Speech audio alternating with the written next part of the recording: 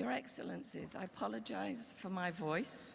If it dries up, someone else will jump on the stage and take over. But Your Excellencies, ladies and gentlemen, I too am thrilled to welcome you all to our 2013 Voices of Courage Luncheon. I also want to recognize the many long-time supporters and friends of the Women's Refugee Commission who've turned out today.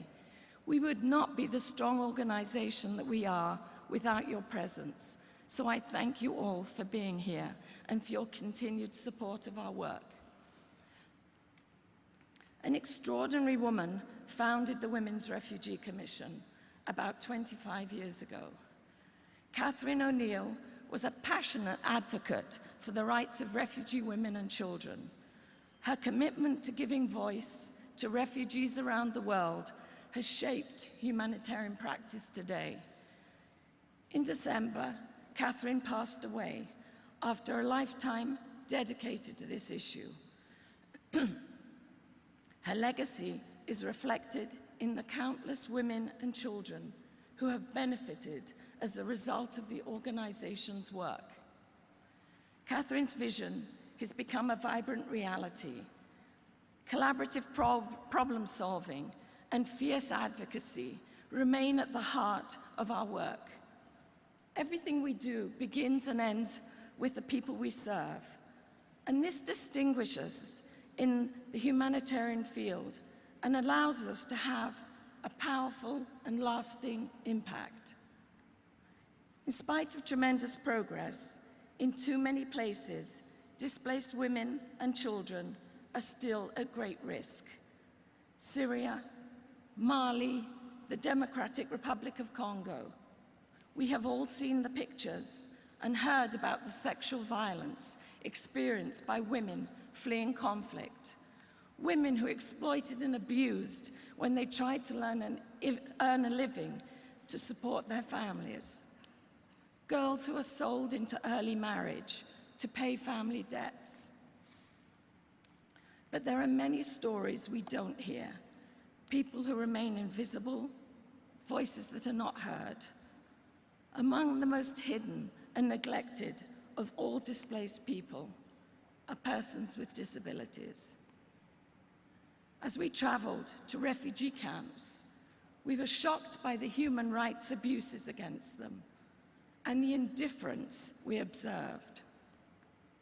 To address this enormous gap, the Women's Refugee Commission conducted the first ever global research on this issue in 2008. We worked with people with disabilities to identify solutions that were creative, thoughtful, and forward-thinking.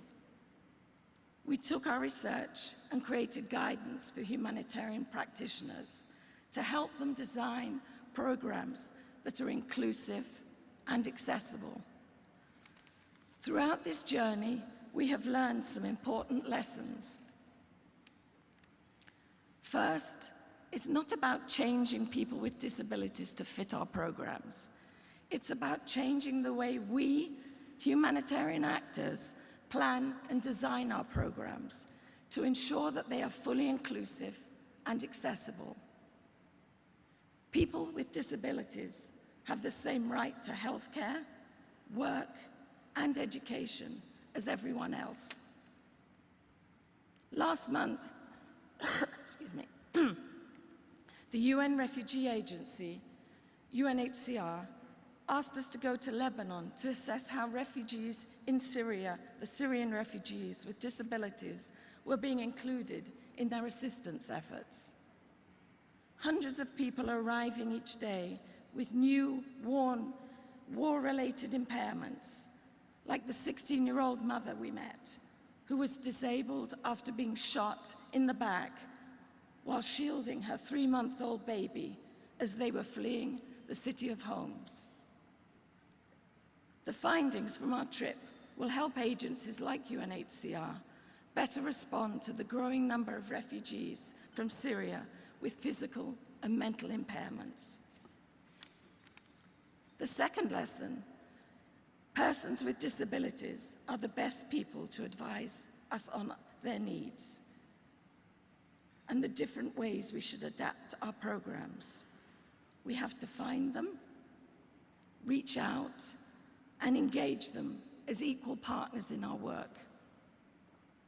Refugees with disabilities and representatives from local disability organizations participate in our workshops and trainings, not as passive bystanders, but as co-facilitators.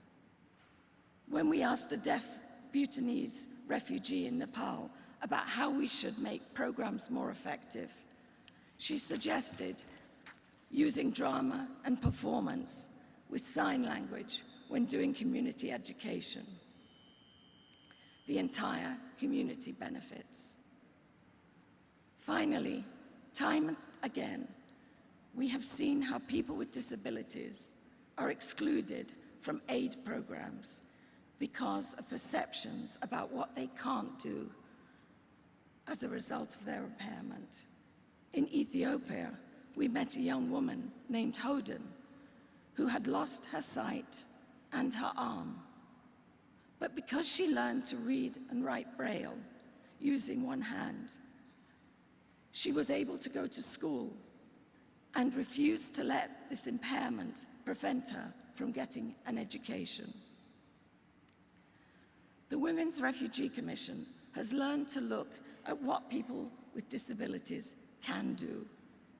We focus on their strengths and abilities, and it's time for all of us to shift our thinking from vulnerable to valuable. Today, we're going to hear stories of incredible courage and resilience. Our honorees Dahaba and Carolyn exemplify the strength and resilience of women and girls who have overcome daunting challenges. Physical impairments have been no match for them, for their passion and their determination. Our third honoree, the Government of Australia, is recognized for its strong leadership on the inclusion of persons with disabilities in humanitarian aid programs. I congratulate our honorees for their outstanding achievements, and I urge you to join us as we work to ensure all displaced people are able to lead safe, healthy, and productive lives. Thank you. And I apologize for my voice.